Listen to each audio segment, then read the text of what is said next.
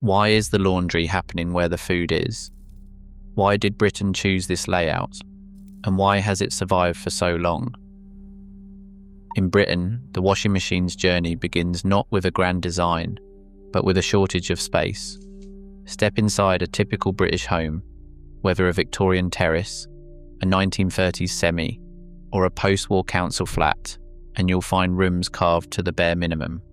These are houses built for tight plots and tighter budgets, where every square metre serves a purpose. Terraced houses, which make up over a quarter of the country's homes, were laid out in narrow rows, sometimes just 4 or 5 metres wide. Flats, especially in cities, stack families vertically, squeezing kitchens and living rooms into compact footprints. Even the so-called luxury of a detached house rarely means extra room for a dedicated laundry. Only a tiny fraction, about 4%, of British homes have basements, and utility rooms are a rarity in anything built before 1980. For most families, the kitchen is the one place designed to handle mess, water, and daily chores. Floor plans from the 1950s and the 1960s show kitchens barely bigger than a modern parking space, yet expected to host not just the cooker and fridge, but the sink, the boiler, and eventually the washing machine. Council house blueprints from post-war estates reveal the same story.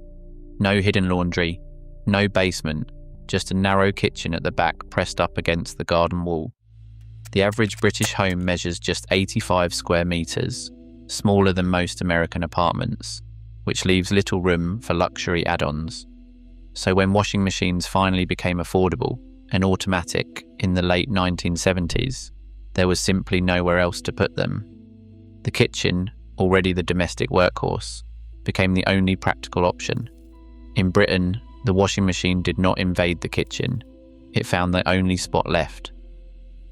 Beneath the kitchen sink, a quiet bit of British genius is at work. For decades, it's been the plumber's secret. If you want to add a washing machine without tearing the house apart, the kitchen is the only place that says, "Go on then."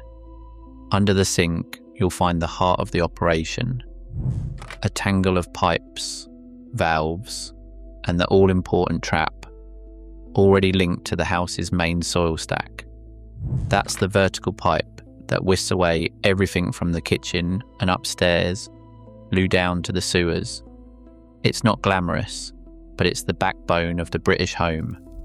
When washing machines started showing up in the late 1970s, the job was almost too easy. A plumber could fit a T connector to the cold water feed, clip a waste hose into the sink trap, and call it a day. No need to run pipes through walls or floors. No need to rip up floorboards or chase drains to the far side of the house. The kitchen's existing setup meant a washing machine could be plumbed in for the price of a curry and a couple of hours' work. Even in the narrowest terraced houses, the space under the counter, usually about 60 centimetres wide and 85 centimetres tall, fit a standard machine like a glove. Ask any British plumber and you'll get the same answer, delivered with a shrug and maybe a wink. Why make life harder? The kitchen's got the water, the waste, and a cupboard that's just the right size. It's plug and play. The rest of the house, by contrast, is a logistical headache. Bathrooms are upstairs, traps are distant, and soil stacks might as well be in the next postcode. In Britain, practicality always wins. The kitchen wasn't just the only space left, it was the path of least resistance, written in copper pipe and U-bends. Try plugging a washing machine into a British bathroom and you will hit a wall, a literal regulatory wall. The rules are set out in BS 7671, the IET wiring regulations, and they treat the bathroom as a danger zone where water and electricity are never meant to meet. Since 1966, these codes have drawn invisible lines. Zone 0 is inside the bath, Zone 1 is above it, and Zone 2 stretches out 60 centimetres.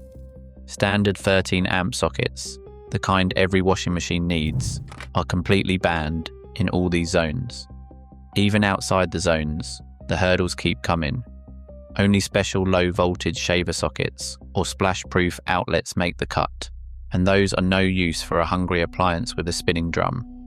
This is not just red tape. The British bathroom, usually small and upstairs, is soaked in steam, with water pooling in every corner. The risk of electrocution is real enough to keep the rulebook thick. A regular plug, with its bare metal pins and IP20 rating, stands no chance against the splashy chaos of a British bath. While some European countries allow bathroom washers with waterproof sockets and bigger bathrooms, UK rules have always been stronger, shaped by decades of safety campaigns and a healthy fear of mixing suds and volts. So when washing machines arrived in force in the late 1970s and the 1980s, the kitchen's victory was sealed not just by plumbing, but by the law. The kitchen had the right circuits, the right outlets, and none of the regulatory headaches. The bathroom, for all its tiles and taps, was out of bounds, a forbidden land for anything that needed a 3-pin plug. The result is a nation where the kitchen hums with laundry and the bathroom stays silent, save for the odd electric toothbrush. In Britain, the rules do not just keep you safe, they quietly shape the way you live. Post-war Britain saw the fitted kitchen become a quiet symbol of progress. In the 1950s and the 1960s, new housing estates and modernised terraces filled with matching cabinets, each one promising order and efficiency. Kitchens, once cramped and utilitarian, began to reflect changing ideas about domestic life. The washing machine, first a cumbersome twin tub or a rattling spin dryer, was drawn into this new order. Advertisements from Hotpoint and Hoover, splashed across Ideal Home and Good Housekeeping, showed women placing laundry into machines beside the cooker.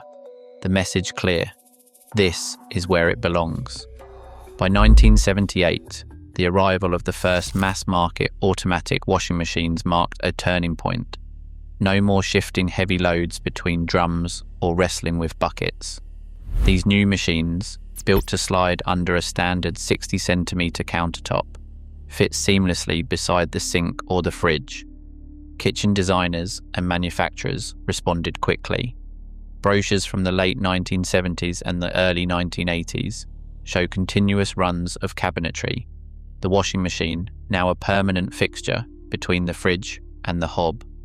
For many families, having the latest automatic was about more than convenience. It was a statement of modernity, a way to keep pace with neighbours and trends. A housing historian might say this was adaptation, not revolution. British homes, rarely built with extra space, simply absorbed the washing machine into the kitchen, the only room with plumbing and power to spare. Over time, making tea while the spin cycle thundered became second nature. What began as a practical fix, reinforced by advertising and catalogues, settled into the fabric of daily life. The kitchen, once just for cooking, became the command centre of the home. Step inside a larger British house, a detached villa, or a roomy Edwardian semi, and the rules change. Here, tucked behind the kitchen or off a back hallway, you might find the elusive utility room, a quiet, functional space built for laundry, muddy boots, and the odd chest freezer. These rooms are the preserve of the long-term homeowner, the sort who can choose where their washing machine lives, and sometimes choose to keep it out of sight altogether. In these households, the kitchen stays for food and chatter, while laundry hums discreetly behind a closed door. Yet even among the well-heeled, tradition lingers. Some homeowners, when faced with the option to relocate the washer, simply shrug and say it works in the kitchen. Why move it? Utility rooms may be a mark of privilege, but old habits and old plumbing have a way of sticking around.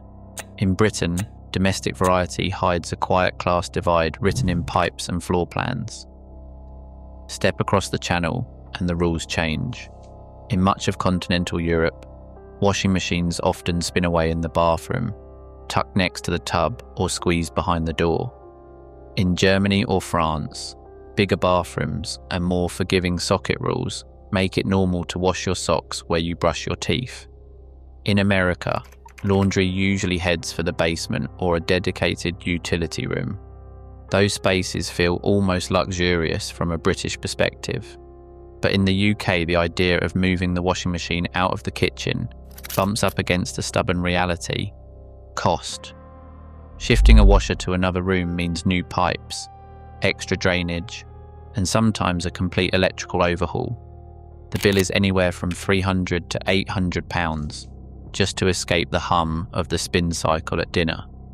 With most British homes built long before utility rooms were common, and with kitchens already set up for the job, the old arrangement sticks.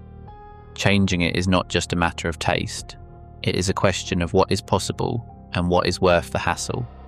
So the washing machine stays put, a quiet reminder that in Britain, the past clings on, one rinse at a time. Even now, British kitchens hum with the legacy of tight spaces and practical choices. Each washing cycle quietly echoes past compromises, proof that old solutions become invisible traditions. Sometimes the oddest household habits are not quirks at all, but open secrets about who we are. What else are we overlooking?